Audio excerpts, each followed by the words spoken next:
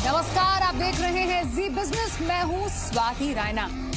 साल 2017 भारतीय राजनीति के लिए काफी उठापटक भरा साल रहा है। इस पूरे साल कश्मीर से लेकर कन्याकुमारी तक और बंगाल से लेकर गुजरात तक की सियासत सुर्खियों में रही। साल 2017 भारतीय जनता पार्टी के लिहाज से काफी यादगार साल रहा है।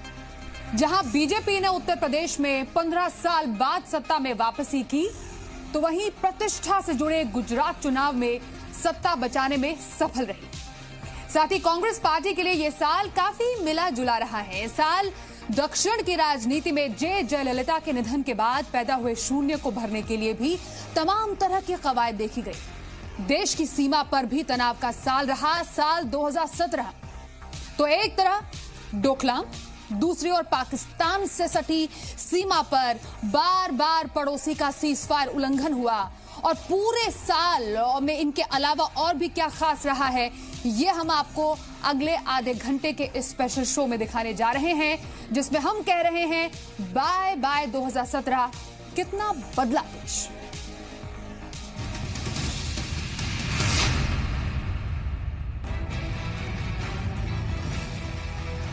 साल 2017 जाते जाते देश की मुस्लिम महिलाओं को बड़ा तोहफा दे गया। लोकसभा में 3 तलाक का बिल पारित हो गया। सुप्रीम कोर्ट के 3 तलाक को गैर कानूनी घोषित करने के बाद संसद से 6 महीने में कानून बनना जरूरी था। पहले की तरह मुस्लिम पर्सनल लॉ बोर्ड ने इस बिल का भी विरोध किया। असदुद्दीन ओवैसी ने लोकसभा में बिल में संशोधन के लिए प्रस्ताव भी रखा, तो कांग्रेस ने इसे स्टैंडिंग कमेटी को सौंपने की मांग की। लेकिन तमाम अड़चनों के बावजूद मोदी सरकार ने संसद के शीतकालीन सत्र में 3 तलाक पर बिल पास करा लिया। बिल में एक बात है कि तलाक़े बिद्दत को गैर कानूनी बताया गया। अगर आप कहेंगे तो आप जेल जाएंगे। आपको अपनी पत्नी को सब्सिस्टेंस अलाउंस और बच्चों को देना पड़ेगा for their maintenance, for their रोजी रोटी।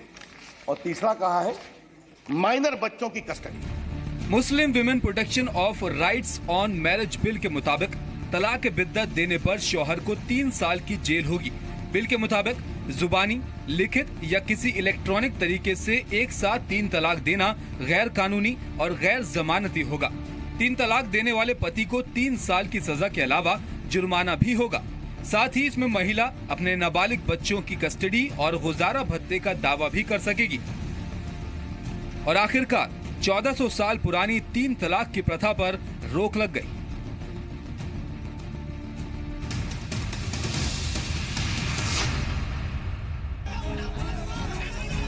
पूर्व दूरसंचार मंत्री ए राजा और कनिमोझी समेत सभी 17 लोगों को 2G घोटाले में दिल्ली की अदालत ने बरी कर दिया।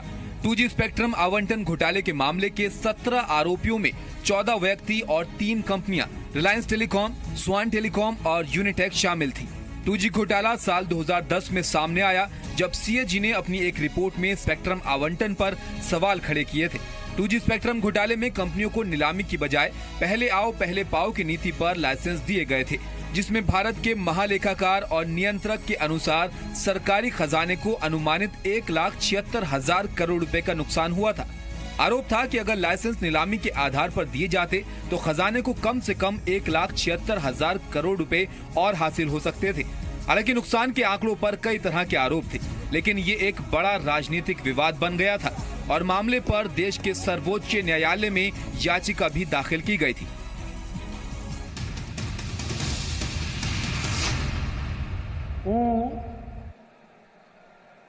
विजय कुमार रमणीकलाल रूपाणी ईश्वरना नामे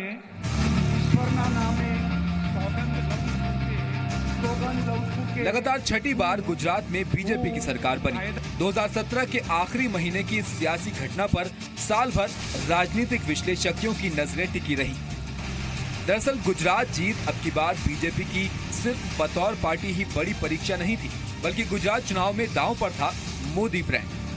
बीजेपी अध्यक्ष अमित शाह का पॉलिटिकल मैनेजमेंट, नोटबंदी के बाद GST पर मोदी सरकार का इम्तिहान और इन सब से ज्यादा दांव पर लगा था विकास का गुजरात मॉडल। लगातार 30 साल 89 से लगातार विजय होना एक राज्य में, वो पूरी दुनिया के लिए एक बहुत बड़ी घटना है। मिशन 150 का दावा करने वाली बीजेपी को हालांकि 182 सीटों वाले गुजरात के किले से 99 सीटें ही मिली। वहीं कांग्रेस 80 सीट जीतने में कामयाब रही, जिनमें उनके सहयोगी भी शामिल हैं। कांग्रेस की अकेले 77 सीटें हैं। वैसे तो गुजरात पिछले 2 दशकों से बीजेपी का गढ़ माना जा रहा है, लेकिन पाटीदार फैक्टर से लेकर 22 सालों का एंटी इनकम्बेंसी फैक्टर तक किसी भी मुद्दे को कांग्रेस के नए नवेले प्रेसिडेंट राहुल गांधी नहीं भुना पाए। दूसरी ओर हार्दिक पटेल, अल्पेश ठाकुर और जिग्नेश मेवानी बीजेपी को गुजरात में छठी जीत से नहीं रोक सके।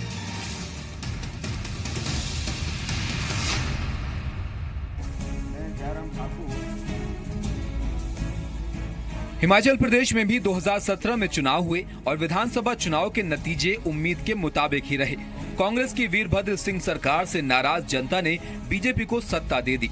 हालांकि खुद बीजेपी की ओर से सीएम पद के उम्मीदवार प्रेम कुमार धूमल चुनाव हार गए, लेकिन 68 सदस्यों की हिमाचल प्रदेश विधानसभा में बीजेपी ने 44 सीटों पर कब्जा कर लिया। कांग्रेस को 21 सीटों से संतोष करना पड़ा और 3 सीटें अन्य के हिस्से में आई। दरअसल हिमाचल प्रदेश में 5 साल पर सत्ता बदलने की चुनावी परंपरा रही है।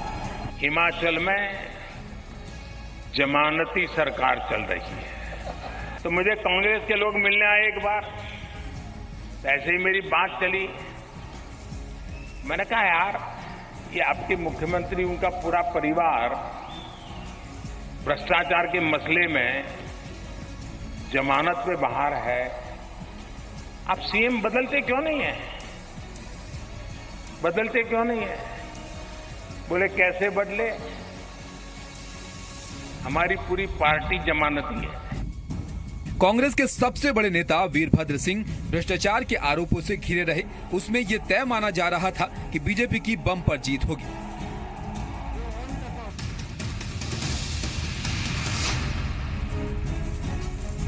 आखिरकार साल 2017 में वो लम्हा भी आ गया जब राहुल गांधी को कांग्रेस अध्यक्ष के रूप में चुन लिया गया।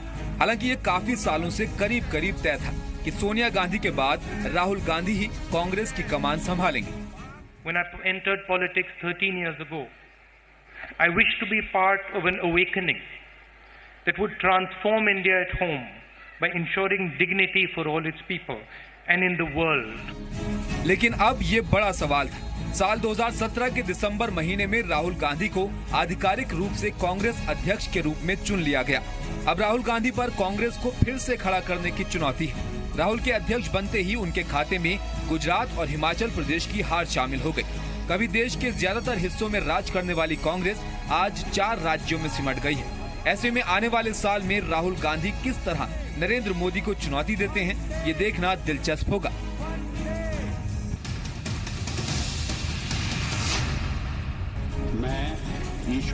राष्ट्रपति चुनाव 2017 में भारत को नया राष्ट्रपति मिला। एनडीए के राष्ट्रपति पद के उम्मीदवार रामनाथ कोविंद राष्ट्रपति चुने गए। इस चुनाव में उनके खिलाफ पूर्व लोकसभा अध्यक्ष मीरा कुमार खड़ी थी, लेकिन रामनाथ कोविंद चुनाव अपने नाम करने में सफल रहे। 20 जुलाई 2017 को भारत के 14वें राष्ट्रपति निर्वाचित हुए। रामनाथ कोविंद उत्तर प्रदेश से बीजेपी के दलित नेता रहे हैं। 2 बार राज्यसभा के सदस्य रहे हैं। उन्होंने Delhi high court, supreme court में 16 साल तक प्रैक्टिस की है। राष्ट्रपति चुने जाने वाले उत्तर प्रदेश से दूसरे राष्ट्रपति हैं। इस साल भारत को नया उपराष्ट्रपति भी मिला। बीजेपी के वरिष्ठ नेता वेंकैया नायडू उपराष्ट्रपति चुने गए। उन्होंने गोपाल कृष्ण गांधी को हराया था। इस चुनाव में नायडू को 516 जबकि गांधी को 244 वोट मिले थे। कानून भले कहता हो कि गुड्स एंड सर्विस टैक्स, लेकिन हकीकत में ये गुड एंड सिंपल टैक्स है। एक देश एक टैक्स सिस्टम के रूप में गुड्स एंड सर्विस टैक्स लागू करने का मोदी सरकार ने ऐतिहासिक फैसला किया, जिसकी देश में ही नहीं बल्कि विदेश तक में तारीफ हुई। जीएसटी में इस समय 0, 5, 12, 18 और 28% के 5 स्लैब हैं। लेकिन जीएसटीएन पोर्टल की खामियों ने इस व्यवस्था पर ऐसा ग्रहण लगाया कि साल के अंत तक जीएसटी को प्रभावी करने में ही दिक्कत बनी रही। इसमें सुधार की संभावनाओं पर ही काम जारी रहा। इस कारण आम आदमी को उस लाभ को अभी तक उपलब्ध नहीं कराया जा सका, जिसकी मंशा के साथ सरकार ने इस टैक्स सिस्टम को लागू किया था। हालात ये हुए कि खामियों के कारण टैक्स रिटर्न भरने में भी दिक्कत आ गई। इसमें कारोबारियों को मिलने वाले इनपुट टैक्स क्रेडिट ही सरकार के पास फंस गया।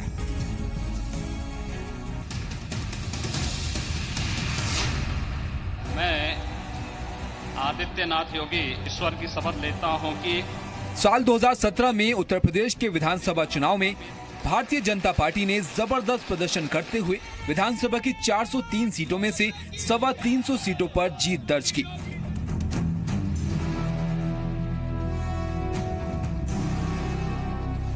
बीजेपी ने अकेले 312 सीटों पर कब्जा किया। समाजवादी पार्टी को सिर्फ 47 सीटों से संतोष करना पड़ा, तो बहुजन समाज पार्टी को 19 सीटें मिली। वहीं एसपी के साथ गठबंधन कर चुनाव लड़ रही कांग्रेस को सिर्फ 7 सीटें मिली। हालांकि बीजेपी के इस प्रचंड जीत के बाद मुख्यमंत्री को लेकर काफी अटकलें लगाई गई, लेकिन आखिरकार गोरखपुर के सांसद योगी आदित्यनाथ को इस पद के लिए चुना गया। योगी को मुख्यमंत्री बनाए जाने को लोग बीजेपी के पास मोदी के बाद के विकल्प के रूप में भी देख रहे हैं। योगी पर आने वाले सालों में उत्तर प्रदेश में लोकसभा के चुनावों में भी बेहतर प्रदर्शन का दारोमदार होगा, क्योंकि यही वो प्रदेश है जिसने साल 2014 में बीजेपी के प्रचंड जीत में अहम भूमिका निभाई थी। उत्तर प्रदेश की तरह उत्तराखंड विधानसभा चुनाव में भी बीजेपी की आंधी चली।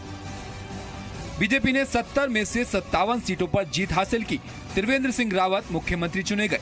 यानी उत्तर प्रदेश और उत्तराखंड चुनाव ने साबित किया कि नोटबंदी पर जनता सड़क पर तो मोदी सरकार के साथ थी ही, सदन में भी वो बीजेपी के साथ है।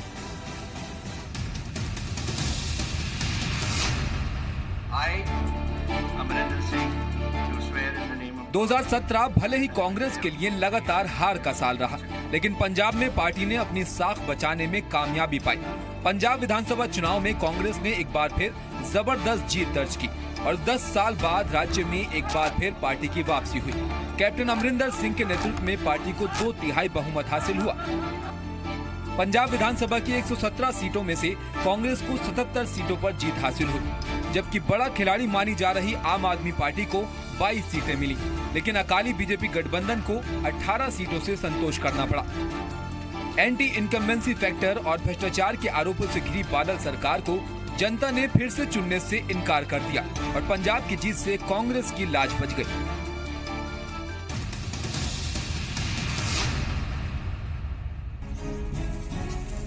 गोवा में विधानसभा की सीटें भले ही सिर्फ 40 हो, लेकिन गोवा का चुनाव इस साल सुर्खियों में रहा। चुनाव में किसी भी दल को स्पष्ट बहुमत नहीं मिला। 40 में से 17 सीटें जीतने के बावजूद कांग्रेस यहां अपनी सरकार नहीं बना पाई। बीजेपी ने 13 सीटें जीती और 10 निर्दलीय विधायकों को अपने साथ लाते हुए सरकार बनाई। दरअसल किसी भी पार्टी को स्पष्ट बहुमत नहीं मिलने के बाद जोड़ तोड़ की सियासत होनी लाजमी थी। मनोहर पर्रिकर की छवि बीजेपी के काम आई और पर्रिकर ने चौथी बार मुख्यमंत्री पद की शपथ ली, यानी यहां बीजेपी सरकार बनाने में कामयाब रही।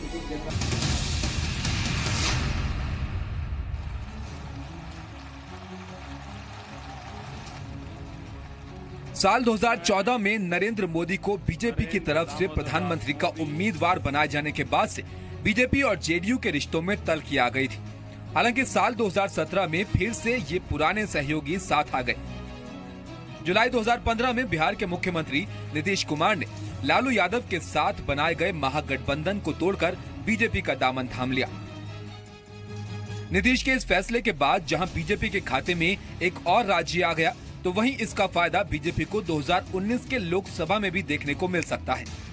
साथ ही नीतीश कुमार, जिन्हें विपक्ष नरेंद्र मोदी के खिलाफ एक बड़े नेता के तौर पर देख रहा था, उनके बीजेपी से मिलने से विपक्ष ने एक बड़ा नेता खो दिया है।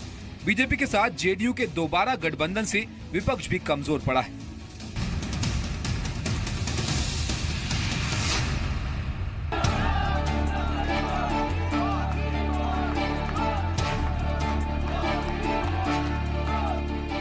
ब्रांड मोदी की बदौलत बीजेपी की जीत का सिलसिला जारी है। 2017 में बीजेपी ने उत्तर प्रदेश और गुजरात जैसे राज्यों में जीत दर्ज की। इस तरह इस साल कमल की खुशबू अब 19 राज्यों में महक रही है। बीजेपी का नारा सही साबित होता दिखाई दे रहा है। बीजेपी का नारा है कांग्रेस मुक्त भारत। महात्मा गांधी ने चंपारण में अंग्रेज मुक्त हिंदुस्तान की बात कही थी। आज यहां से जुगल बनना चाहिए, गांधी मैदान से जुगल बजना चाहिए।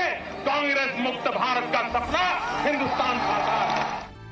गौरतलब है कि बीजेपी का कमल अभी असम, अरुणाचल प्रदेश, छत्तीसगढ़, गोवा, हरियाणा, झारखंड, मध्य प्रदेश, मणिपुर, उत्तर प्रदेश और गुजरात में कमल की महक बरकरार। देश के बाकी 5 राज्यों में बीजेपी की गठबंधन की सरकार है, जिसमें बिहार, आंध्र प्रदेश, सिक्किम, नागालैंड और जम्मू कश्मीर शामिल है। हिमाचल की हार के बाद कांग्रेस के पास अब 4 राज्य ही बचे हैं जहां कांग्रेस की सरकार है। कर्नाटक और पंजाब ये 2 बड़े राज्य हैं जहां पर अभी कांग्रेस का बोलबाला है। वहीं पूर्वोत्तर के मेघालय और मिजोरम राज्यों में भी कांग्रेस की सत्ता है। बीते 3.5 सालों में बीजेपी केंद्र समेत कई राज्यों में कांग्रेस को धूल चटा चुकी है।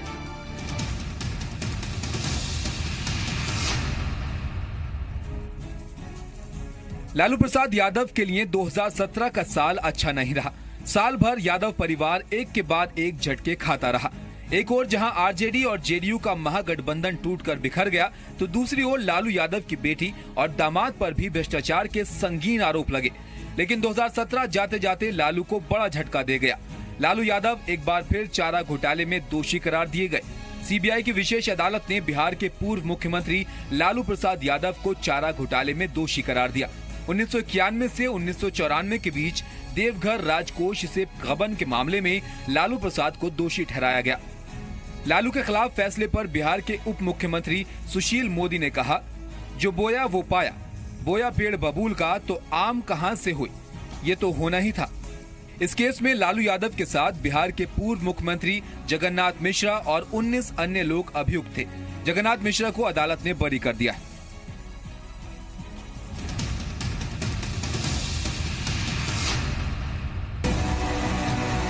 दो 2017 भारत पाकिस्तान रिश्तों में तल्खी और बढ़ने का साल रहा। हाफिज सईद जैसे आतंकी को इंटरनेशनल टेररिस्ट घोषित करवाने में भारत जहां कामयाब रहा, वहीं पाकिस्तान से सटी इंटरनेशनल बॉर्डर और लाइन ऑफ कंट्रोल पर इस साल सीज फायर वायलेशन की 820 घटनाएं हुई। सुरक्षा बलों ने कुल 210 आतंकियों को मार गिराया। इस साल 14 दिसंबर तक जम्मू कश्मीर में कुल 337 आतंकी घटनाएं हुई। इनमें कुल 318 लोगों की मौत हुई। इस दौरान जम्मू कश्मीर पुलिस और सेना के कुल 75 जवान शहीद भी हुए, जबकि आतंकी हमले के दौरान 40 आम नागरिकों की भी जान गई और 91 आतंकियों को घाटी से पकड़ा गया। दूसरी ओर इस साल जम्मू कश्मीर में पत्थरबाजी की वारदातों पर लगाम लगी, लेकिन अमरनाथ को भी आतंकियों ने निशाना बनाया।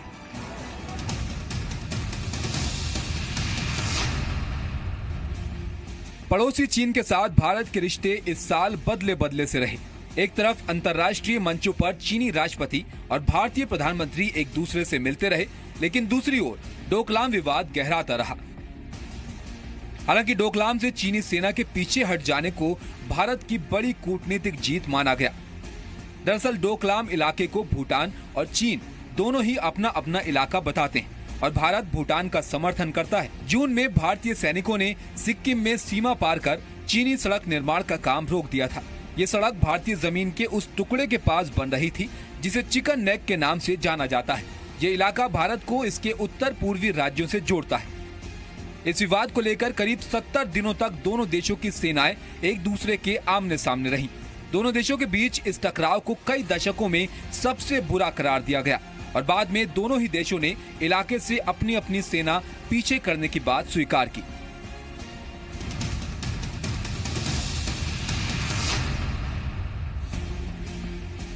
अयोध्या विवाद इस साल भी सुर्खियों में रहा। 5 दिसंबर से सुप्रीम कोर्ट ने इस मामले में रोजाना आधार पर सुनवाई शुरू की, लेकिन फिर मामले की सुनवाई की तारीख 8 फरवरी 2018 तय कर दी। दरअसल सुप्रीम कोर्ट इस मुकदमे की सुनवाई कर रहा है जिसमें आरएसएस और उनसे जुड़े संगठन राम मंदिर बनाना चाहते हैं। उस जमीन पर मालिकाना हक किसका है, इसे टाइटल सूट कहा जाता है। इस मुकदमे की शुरुआत 1949 में हुई थी। इस मामले में 3 पक्ष हैं। सितंबर 2010 में इलाहाबाद हाई कोर्ट ने इस मामले में फैसला सुनाते हुए 2.77 एकड़ जमीन तीनों पक्षों राम जन्मभूमि मंदिर न्यास, वक्फ बोर्ड और निर्मोही अखाड़े के बीच बांट दी, लेकिन ये फैसला पक्षों को मंजूर नहीं हुआ। हिंदू महासभा और सुन्नी वक्फ बोर्ड ने इस फैसले को चुनौती दी।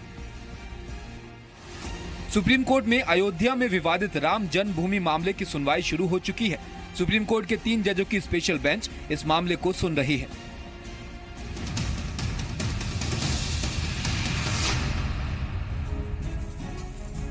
जयललिता के निधन के बाद AIADMK में सालों भर उठापटक चलती रही। सबसे पहले सीन में आई जयललिता की कभी सबसे चहीती और बाद में घर से निकाल दी गई शशिकला। पनीरसेल्वम और शशिकला के बीच पार्टी पर वर्चस्व को लेकर जंग छिड़ी, जिसमें शशिकला कामयाब रही, लेकिन मुख्यमंत्री पद की शपथ ग्रहण करने के पहले आय से अधिक संपत्ति के मामले में सिंहासन की जगह सलाखों के पीछे पहुंच गई। पार्टी पर वर्चस्व की जंग अब पनीरसेल्वम और पलनीस्वामी के बीच चली, लेकिन आखिरकार दोनों एक हो गए और शशिकला के खेमे को जोरदार झटका देते हुए चुनाव आयोग ने AIADMK का चिन्ह 2 पत्ती पनीरसेल्वम गुट को दे दिया। लेकिन इसके बाद हुए RK नगर विधानसभा उपचुनाव में शशिकला के भतीजे TTV दिनाकरण ने जीत दर्ज कर साबित कर दिया कि AIADMK में अब भी जयललिता के बाद शशिकला अच्छा खासा असर रखती हैं।